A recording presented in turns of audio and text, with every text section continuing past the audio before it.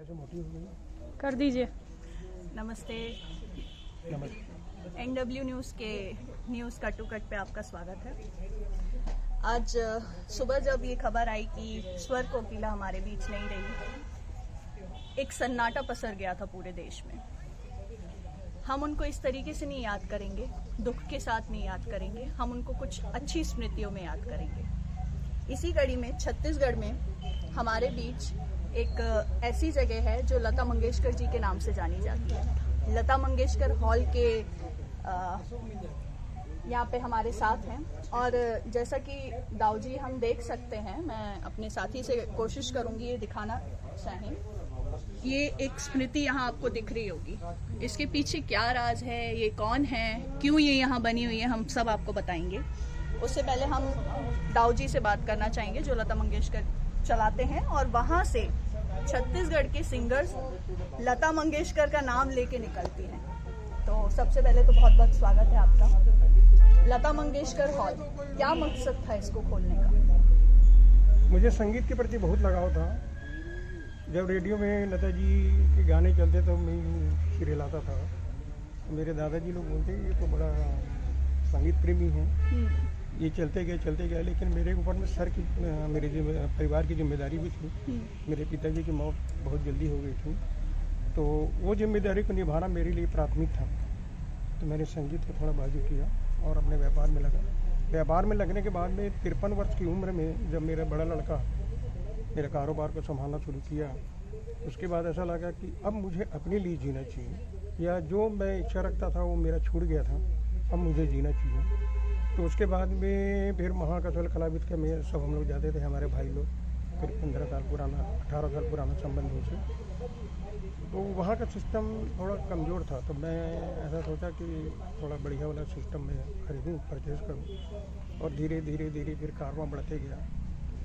यहाँ पे हमारा 2 किलोमीटर पहले में हमारा इंडस्ट्री है, तो मुझे ऐसा लगा हमारा भी एक फार्म हाउस होना चाहिए। एक जगह मिल गया। नामकरण नहीं हुआ था, आज से 5 साल पहले ही इसका नामकरण, 8 साल हो गया नामकरण हुआ, और इसका गार्डन का नाम रखा लता मंगेशकर गार्डन। मैं अपने दर्शकों को बताना चाहूँगी, हम जिस जगह खड़े हैं ये छत्तीसगढ़ के रायपुर में है और इस फार्म हाउस को लता मंगेशकर गार्डन के नाम से जाना जाता है और दाऊ जी का ही है ये। जैसे कि आपने बताया, आपने संगीत से प्रेम था इसलिए आपने वो शुरू किया। अभी इस समय आपके यहाँ कितने लोग, आप क्योंकि आपने एक प्लेटफॉर्म दिया है लोगों को, तो अभी आपके यहाँ कहाँ कितने बच्चे हैं या कितने लोग जुड़े हुए हैं आपसे संगीत के? अभी फ़िलहाल मेरे यहाँ 6 बच्चे हैं जो बहुत लता जी के गीत बहुत शानदार गाते हैं। और मुझे ऐसा लगता है कि मैं संगीत का सह नहीं जानता, और काली 3 काली 4 बोलते हैं वो भी नहीं मालूम, लेकिन मेरे कान बहुत तेज है। तो कोई भी गाते थे तो मैं उसको बोलता था, नहीं बेटा यहाँ पे ऐसा नहीं है, इसको अच्छा गा। तो मुझे सारी गाना ऊँचा तो नहीं गा पाएंगे। मैं बोला मैं हूँ, तुम गाओ, और धीरे धीरे अपनी आवाज़ में पावर डालते जाओ। जैसे लता जी के लाइव कंसर्ट भी आता है, उसमें भी आप देखो कि लता जी कैसे गाती हैं, आप बहुत ध्यान से देखो। तो आज 6 लता मंगेशकर या 6 लता मंगेशकर गीत गाने वाले अच्छे बच्चे हैं मेरे यहाँ। और कभी किसी को संडे को, कभी किसी को संडे को ऐसे बुलाता हूँ तो 2-3 घंटा कैसे निकल जाता है मालूम नहीं पड़ता है, जब तक कि घर से फ़ोन नहीं आ जाता है। 8:30 बज गए हैं, तो तब बंद होता था और उसके बाद जाता था। मैं समझता हूँ कि मैंने पूरी लाइफ अच्छा जिया है। एक संतुष्टि होती है, वो संतुष्टि मुझे संगीत के द्वारा और लता जी के द्वारा मिला है, जो उनके गीतों में सुनता हूं। दाऊ जी, जैसे हम यहाँ खड़े हैं, ये जो मूर्ति मैं देख रही हूँ इसके पीछे कोई ना कोई मकसद है। मैंने सुना है आप लता जी से मिले भी थे, उसके बाद भी शायद ये बनी। क्या मुलाकात में क्या बात हुई, आप कुछ एक्सपीरियंस शेयर कीजिए। लता जी से मेरी मुलाकात का मुझे कोई उम्मीद नहीं था।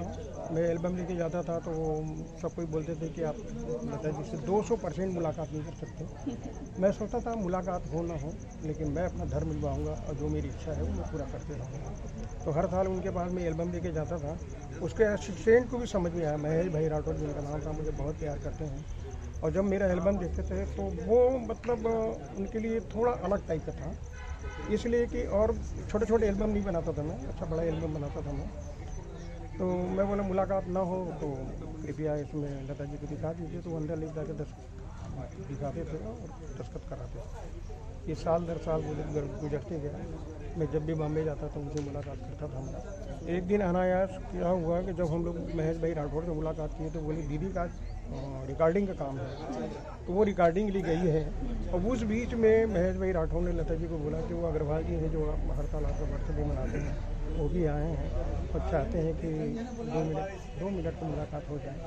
दीदी हाँ बोल रहे ठीक है। क्या मतलब फीलिंग हुई थी जब आप उनसे मिले, क्योंकि आप तो ये माना जाता है आप लता जी के सबसे बड़े दीवाने हैं, ये मतलब छत्तीसगढ़ में मशहूर है, और जब आप उनके पास गए उनसे बात की तो क्या फीलिंग थी? बीच में करीब आधा घंटे का समय लगा। जब मैं बैठ रहा था हर पल मतलब वहाँ पहुँच जो बोलते हैं अलग स्थिति में गुजरते रहता था। और मैं ये सोचा कि शायद उनको मैं रूबरू ना बोल पाऊँ, क्योंकि इतनी बड़ी हस्ती के साथ में मुंह खोलना बहुत बड़ी बात है। तो मैंने ये पुस्तक लिया, कापी लिया, और कापी में हर पन्ने में वैसे लिखा है जैसे एक मेडिकल रिप्रेजेंटेटिव अपना पेश करता है डॉक्टर के पास में कि सर ऐसा है, सर ऐसा है, सर ऐसा है। एक एक पन्ना पलटा के दीदी को मैं दिखाता था, वो मेरा दर्द यूँ करके देखती थी और वो अद्भुत पल था। उसके बाद में उसका असिस्टेंट ने बोला कि बस हो गया, मतलब वक्त की पाबंदी रहती हाँ है। फोटो हो गया ऐसा करके, तो दीदी बोलती नहीं खींचने दो। अरे वाह, अरे वाह, मैं बोला बस आपका सपना पूरा हो गया। मेरा सपना पूरा हो गया। मैं 5 बार उनके घर में गया हूँ, मुझे कभी परमिशन की ज़रूरत नहीं पड़ती थी। लता जी पहचानती थी, लेकिन लता जी के साथ साथ में उसके जो स्टाफ थे, चाहे दीदी के साथ में रहते थे, खाना बनाते थे, साफ सफाई करते थे, वो सब के सब मुझे पहचानते थे। और उनका पहला वर्ड रहता था आप कब आए। और मैं दिल्ली बम्बई जाता था तो उनके घर में पहुंचा, 10 मिनट के अंदर उसके घर पहुंचा। सबको नसीब नहीं होता। आप बहुत खुश नसीब हैं, धन्यवाद। इस कदर दीवानगी लता जी के लिए आपको मैं सुबह से दिखाने की कोशिश करी। कुछ हमारे लोग वहाँ पे भी हैं, हम उनसे बात करने की कोशिश करेंगे। आज का दिन क्योंकि लता जी के नाम है और लता जी के दीवाने इतने हैं कि शायद गिनती करना भी मुश्किल हो जाए। आपका नाम? मेरा नाम हर्षिका मल है। हर्षिका, आप जैसे कि यहाँ आए हैं तो डेफिनेटली आप गाना गाते ही होंगे, तो मैं कुछ बोले बिना एक लाइन सुनना चाहूँगी पहले तो लता जी। लता जी का एक ही गाना मुझे बहुत अच्छा लगता है और जो मुझे मेरी लाइफ से भी थोड़ा सा रिलेटेड लगता है, तो मैं वही गाऊंगी। नाम गुम जाएगा, चेहरा ये बदल जाएगा, मेरी आवाज ही पहचान है, गर याद रहे। हर्षिका, आप कब से गा रहे हैं? मैं बचपन से ही गा रही हूँ। बचपन से गा, मतलब कितना साल हो गया होगा? मुझे हो गया सिर्फ 18-19 ईयर्स बोल सकते हो। अच्छा, तो आप जैसे यंगस्टर हैं तो लता जी के गाने तो पुराने होते हैं। हाँ। तो कैसे उनके गानों से आपने इंस्पिरेशन ली? इंस्पिरेशन इन द सेंस ऐसा बोलो कि यंगस्टर तो है ही थोड़ा सा। पहले यदि कोई बोलेगा आज की डेट में कि लता जी के गाने सुनते हैं एंड उसको हम गाते हैं तो लोग इंटरेस्ट नहीं लेंगे। बिल्कुल, क्योंकि पुराने गाने हैं, बच्चे आजकल नहीं सुनते हैं। तो Yes, आपने कैसे exactly. इंटरेस्ट लिया? मुझे 2-3 गानों से इंटरेस्ट डेवलप हुआ एंड मुझे एज अ मतलब इफ अब बोलोगे गाने की जो वैरायटीज़ होंगी और जो नई नई चीज़ें से सीखने मिलता है वो इन्हीं गानों से सीखने मिलता है। आज के गानों से भी सीखने मिलता है, बट जो वैरायटीज़ इनमें होती है वो शायद आज के में नहीं होती होगी। Thank you so much. एक और साथी हैं हमारे साथ, इनसे बात करना चाहेंगे। आपका नाम? तुलिका शर्मा। तुलिका जी, आप लोग सब एक ही उम्र के हैं। छोटी उम्र में लता जी के लिए इस कदर दीवानगी, उनके गाने सुन के आपके आना। आपकी जनरेशन आजकल तो बादशाह और रैपर्स इन सब के इर्द गिर्द घूमती रहती है, तो लता जी आपके मन में कैसे? एक सिंगर के लिए मतलब उसकी बुनियाद ही अगर हम बोला जाए, किसी सिंगर के लिए music is equal to Lata Mangeshkar होता है। तो जो इंसान संगीत से जुड़ा हुआ है वो लता जी को ना जाने, ऐसा हो ही नहीं सकता। तो आपने कब से गाना चालू किया? मतलब अभी मेरे हिसाब से आपकी ज़्यादा उम्र तो होगी नहीं, तो आपने कब से शुरू किया? कितना समय हो गया आपको गाते? मैंने भी 13 साल से चालू किया था, जब मैं 13 साल की थी। तब से मैंने गाना चालू किया था। तो ऐसा कभी नहीं लगा कि लता जी के गाने पुराने हैं यार, मैं मतलब आज की जनरेशन के सामने गाऊंगी तो कोई सुनेगा नहीं, तो फिर कैसे होगा? मुझे एक्चुअली ऐसा लगा था, लेकिन जब मैं स्टेज पे खड़े होकर अपने स्कूल में भी गाती हूँ तो मैं अपने स्टूडेंट और अपने क्लासमेट्स को भी देखती हूँ, वो लोग भी गाते हैं मेरे साथ। ऐसी कोई याद लता जी के साथ जो जुड़ी हो? ऐसी कई सारी यादें हैं जो लता जी के साथ जुड़ी हैं, लेकिन मुझे ये याद है कि मुझे बचपन में बताया जाता था, जब मैं पैदा हुई थी तो मेरा first favourite song Lata ji का ही था, अखियों को रहने दे।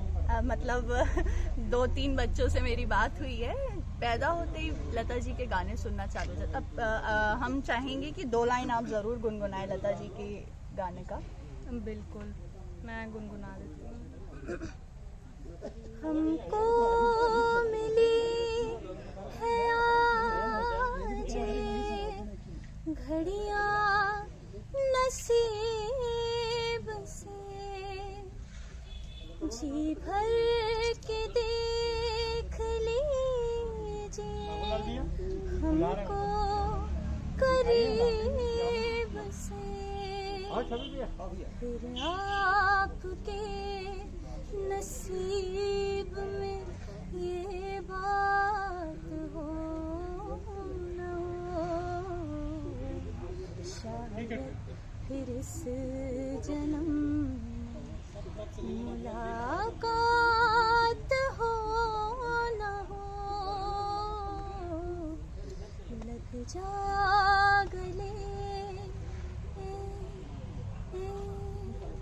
क्या बात है, शुक्रिया तुलिका जी।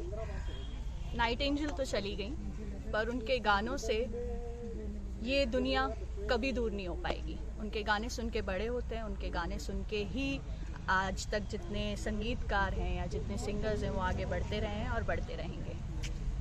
आज के लिए बस इतना ही, अलविदा लेती हूँ। हमारे चैनल को अगर आपने सब्सक्राइब नहीं किया तो सब्सक्राइब करें, लाइक शेयर और कमेंट जरूर करें।